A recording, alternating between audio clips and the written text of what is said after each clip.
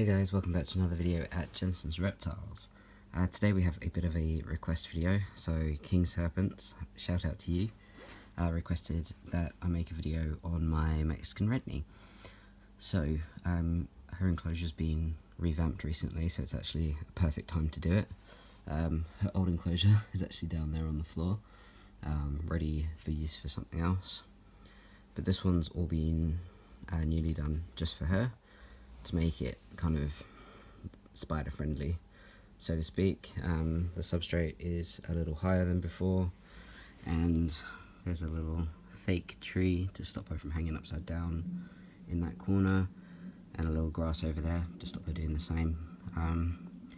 Eerie has a habit of climbing up the back, right up to the top, and hanging upside down. And on top of the habisphere, this is an Exoterra habisphere enclosure. On the top, the mesh is actually quite large. Rather than being a fine mesh, it's a little bit more open. So she's able to put her little hooks on her feet through and hold on. The only issue was that she was putting her fangs through. So she had her fangs through, slipped a little bit, and actually popped one of her fangs out. Which is, it's not ideal. That was in the older enclosure before it was redone.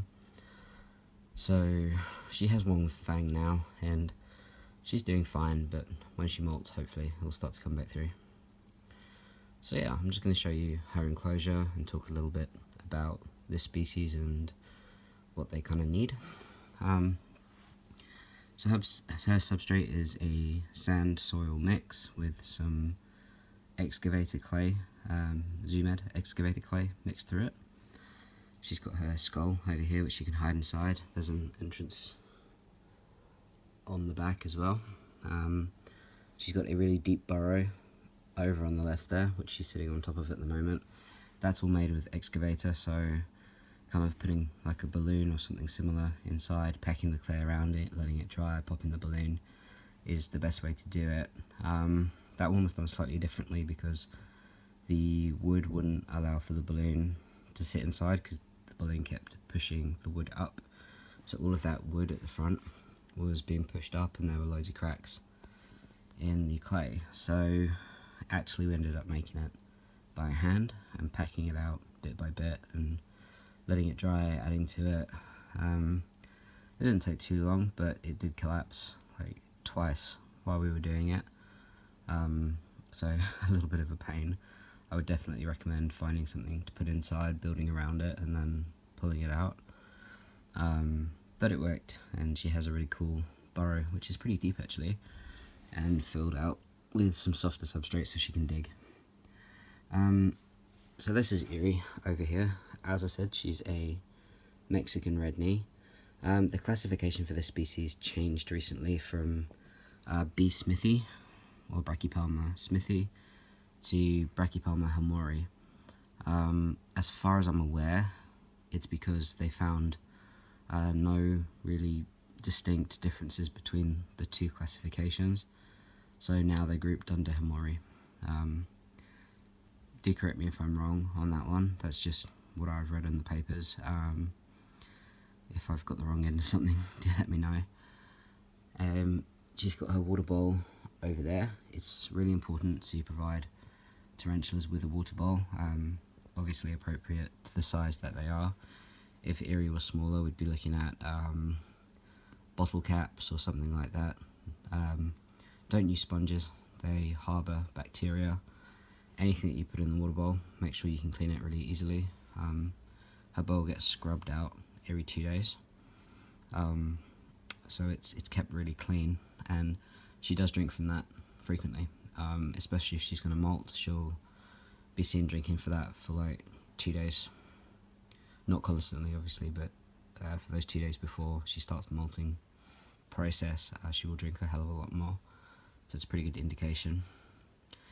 She's got her little Rose of Jericho at the front here, which if you give it a spray down, the whole thing opens up. I think it's on its way to closing completely at the moment, so might give it a spray soon. Being a desert species, She doesn't need high humidity, but airflow is quite important. So this tank has whole top panel ventilation, which is fine. Cross ventilation is really important for some species, but for this one, not as important. That being said, they do need good ventilation, so make sure that's taken care of. Using an enclosure like this, I feel is a good size for her. You can see her size in here. I certainly wouldn't go any smaller, but definitely could go bigger on the width of it. I wouldn't give her any more height, as good as she is at climbing. I've learned that she can do herself some real harm if she were to slip, and she's not as agile as an arboreal tarantula, obviously, so she's not really as graceful when she climbs. Temperature-wise, these tarantulas are comfortable when you're comfortable, so if you start to feel cold, then they most likely are as well, so keep them at a good room temperature. If your house is cold, provide them with an external heat source, either a low wattage ceramic or maybe a heat mat, not underneath because they'll burrow, to cool down, so on the side of enclosure if anything. Not too much more to say about Eerie. That's pretty much all she does. Occasionally when she's hungry, she'll start to roam around the tank a little bit to hunt, but she only really eats once a month, so it's fairly low maintenance. She just chills out there really, and not much else to say about her.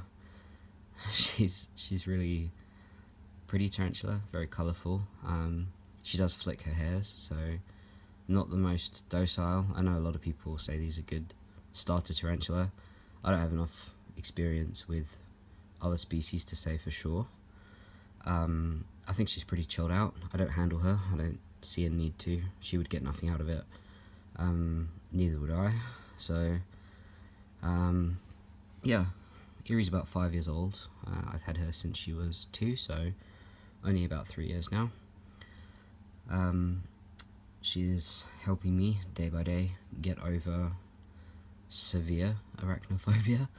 I have 3 spiders now, 2 tarantulas, 1 jumping spider, so definitely kind of coming to terms with how cool they are. I can really appreciate them behind glass. If a house spider was to kind of crawl up on me right now, I would still completely freak out. They're not my most favourite thing in the world, but having tarantulas is really changing my view on spiders as a whole, and I wouldn't change anything about Eerie and the others I have too. I absolutely adore her, and I think she's stunning, so she's really helping me out there. But yeah, this is her enclosure, and if you have any questions about keeping this kind of tarantula or her enclosure or anything like that, do let me know in the comments below. As usual, I'll get back to you as soon as possible, and I hope you enjoyed the video. Please give it a thumbs up if you did, and subscribe if you haven't already.